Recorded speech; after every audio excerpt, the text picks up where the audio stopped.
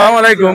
আপনারা অল্প কিছুক্ষণ আগে দেখছিলা যে আমরা একটা লাইভ করছিলাম আজমতপুর পর্যন্ত একটা গাড়ি সাইড লেগে পড়ে গেছিল। তো এখন এখানে গাড়ির মালিকও আইসেন, এখন মালিক পাওয়া গেছে এবং তারা ড্রাইভার যারা তারা পাওয়া গেছে।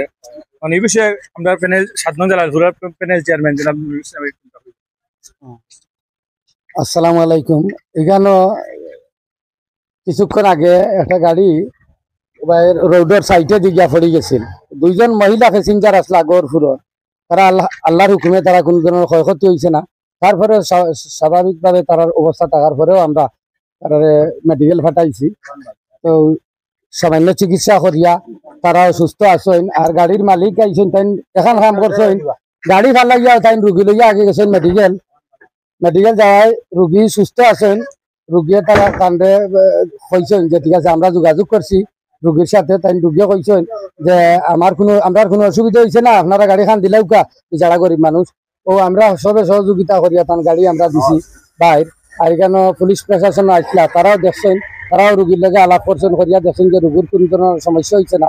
ও আমরা গাড়ি টানতে সমঝাই। আর মালিক আছে, গাড়ির মালিকে গাড়ি সন্ধিরা আজ্ঞা ভাই, আপনার গাড়ি আপনি সন্ধিয়া পাইছেন তো?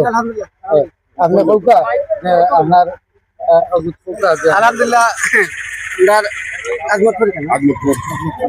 তারা মেম্বার সব তারা খুব পরিশ্রম করছেন, বা ওই যে এলাকার গাঁর সবে প্রচুর পরিশ্রম করছেন করার কারণে মানুষকে আল্লাহ হেফাজত করছেন। আল্লাহ পর্যন্ত এখন আমরা মানুষকে গাড়ি তারা হাত থেকে নিয়ে আর আপনার অসুবিধা নেই, প্রশাসন আসছে এখানে পর্যন্ত। আসসালামু আলাইকুম রহমতুল্লাহ। আমি কইরাম জালালপুরের মেইন স্ট্যান্ডের কুচা দেখবো, আপনার স্ট্যান্ডের কইলা কইছো। আচ্ছা ঠিক আছে, আপনারা দোয়া করবা আমার ড্রাইভার সাহেবের লাগি। আর আল্লাহর হুকুমে গাড়িরও কোনো ক্ষয়ক্ষতি হয়েছে না, রুগী সকলেরও তেমন কোনো ক্ষয়ক্ষতি হয়েছে না। এই বলি আমার বক্তব্য শেষ করছি। আসসালামু আলাইকুম।